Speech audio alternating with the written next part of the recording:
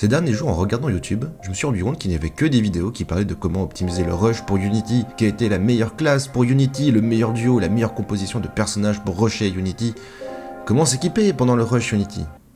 C'est bien beau tout ça, mais est-ce que vous savez ce que c'est Dofus ? Il y a peut-être des personnes qui n'y connaissent rien, mais qui aimeraient quand même pouvoir suivre les lives de leur streamer préféré et comprendre pourquoi au bout de 10 minutes, tout le monde s'insulte pour un challenge raté, ou en quoi est-ce si amusant d'attendre des heures et la réapparition de pigeons multicolores tout en parlant d'une époque lointaine que personne ne comprend. Enchanté, moi c'est Meriael, et je suis un joueur moyen de Dofus, voire même médiocre, malgré mes 4000 heures de jeu. Et je vais vous expliquer, tant bien que mal, ce qu'est ce jeu, comment le comprendre et pourquoi tout le monde y a joué.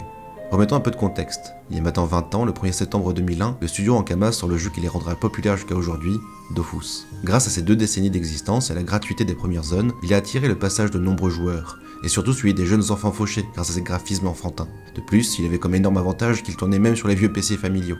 Grâce à ça, encore aujourd'hui, de nombreuses personnes sont nostalgiques et associent Dofus avec enfance comme certains des très gros créateurs de contenu comme Squeezie ou Joyka.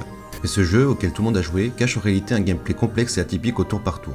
Comme pour les échecs, ce n'est pas votre dextérité qui vous apportera la victoire, mais votre connaissance des différentes pièces et des tactiques que vous pouvez mettre en place afin de tuer vos opposants. La première pièce que vous allez devoir apprendre, c'est votre personnage. Il y a un nombre de mouvements et d'actions fixes par tour qui va augmenter en fonction de votre équipement et de votre niveau.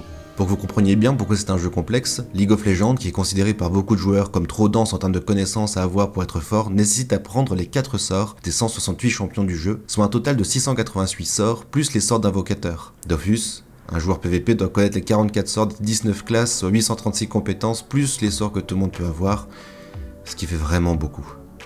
Bon, rassurez-vous, on est dans un MMORPG, et oui, il y a beaucoup de compétences, mais vous ne jouerez jamais avec toutes.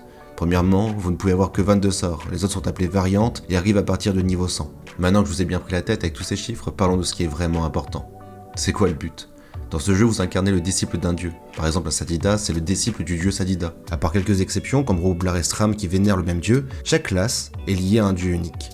C'est lui qui vous a envoyé sur Incarnam afin de faire vos premiers pas.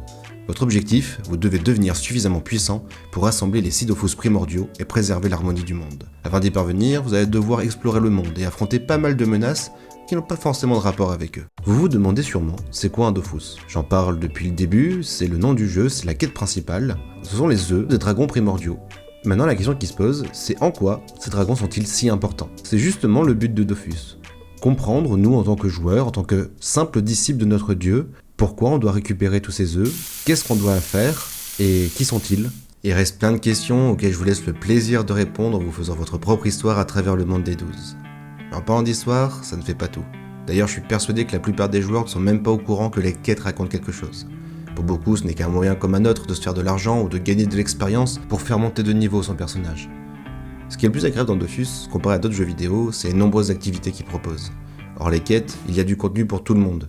Des donjons avec différents challenges qui les rendra encore plus difficiles, du Coliseum afin de s'affronter en 1 contre 1 ou 3 contre 3, ou alors de créer la meilleure team afin d'efficacement tuer tous les monstres et ramasser le plus de ressources possible. Et si le combat n'est pas votre fort, devenez un artisan, ramassez des ressources rares avec les métiers de récolte ou transformez les ressources brutes en équipements surpuissants. Et si vous avez vraiment, alors là, vraiment envie de vous faire mal,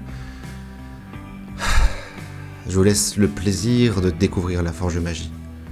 Je ne vais pas rentrer dans les détails, mais dans Dofus, lorsque vous créez un équipement, son jet de caractéristiques est aléatoire. Et pour l'améliorer, vous devrez le Forge Magie. Mais il faut imaginer faire un exercice bien trop complexe tout en jouant au casino.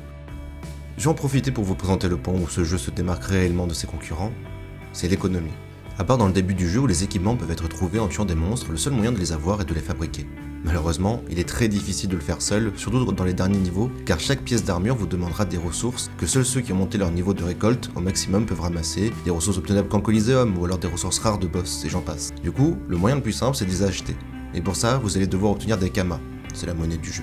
Comme vous l'avez sûrement compris, les kamas sont le nerf de la guerre dans Dofus, car l'économie est gérée par les joueurs assoiffés de puissance. Toutes les activités rapportent plus ou moins de kamas, et tout en demandent afin de s'améliorer. Cette course à l'économie est vraiment un point très plaisant dans le jeu. Pour beaucoup de joueurs expérimentés, le bonheur vient de voir sa bourse de Kama décoller plutôt que voir ses niveaux monter. Et si passer des heures à tuer des monstres, à tenter sa chance de la Forge Magie ou à attendre la réapparition des différentes ressources vous gonfle, alors devenez auto-entrepreneur et apprenez à suivre les courbes du marché. Faites de l'achat-revente. Une ressource vaut beaucoup moins cher que d'habitude alors qu'elle est très utile. Achetez et revendez quand le prix aura remonté. La prochaine mise à jour, améliorez l'équipement, spéculez et revendez au moment opportun et devenez milliardaire.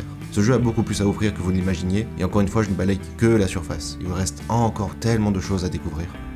Pour conclure, je vais parler de Dofus 3 et des nouveaux serveurs. Cette mise à jour est incroyable. J'ai toujours détesté les phases de leveling qu'apporte le jeu car la plupart du temps le contenu est trop simple et il faut beaucoup d'heures pour pouvoir enfin s'amuser. Dofus était dans cette catégorie, mais aujourd'hui ce n'est plus vraiment le cas. Les quêtes intéressantes arrivent vite, l'équipement peut être trouvé sur les monts jusqu'au niveau 60, ce qui laisse le temps d'apprendre le jeu et les métiers. Incarnam est un tutoriel complet avec une histoire agréable, les niveaux montent vite, les sorts deviennent plus rapidement intéressants. Il y a encore quelques personnages avec lesquels c'est une douleur de monter de niveau, mais elles sont aujourd'hui en minorité. Si vous hésitez à tester Dofus, faites-le.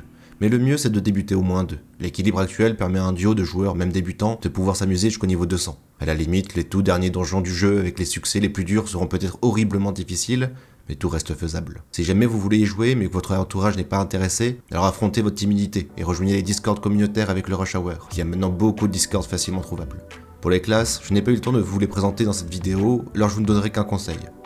Ne regardez pas les tier lists. Enfin si, c'est rigolo de savoir la vie des streamers, mais ne choisissez pas juste parce qu'on vous a dit que la classe était forte. Regardez les présentations des classes et faites-vous votre avis. Je compte bien Rush. Bon, je vais pas être dans les premiers, j'ai pas le temps et en plus je fais pas partie des mafias. Mais je jouerai Roublard et ma copine Asadida. C'est une composition qui en soi est nulle, mais on prend du plaisir à les jouer, c'est tout ce qui compte. Contrairement à League of Legends, Dofus est une aventure où vous incarnez votre personnage. La méta n'a que peu d'influence. Dans LoL, si vous ne jouez pas un personnage méta, il est peut-être très difficile de gagner à cause de l'écart de statistiques. Jouez ce que vous voulez et quand vous voulez. Vous n'êtes pas non plus obligé de jouer 4 heures par jour pour avancer. Prenez le temps d'apprendre, de lire les quêtes et ne vous isolez pas. Invitez vos amis et harcelez-les jusqu'à ce qu'ils vous rejoignent. Et si vous êtes seul, alors osez aller sur Discord. Que vous ayez 12 ou 56 ans, aujourd'hui le jeu est joué par des personnes de tout âge et de tout horizon. Sur ce, je vous souhaite une bonne aventure et je vous dis à la prochaine.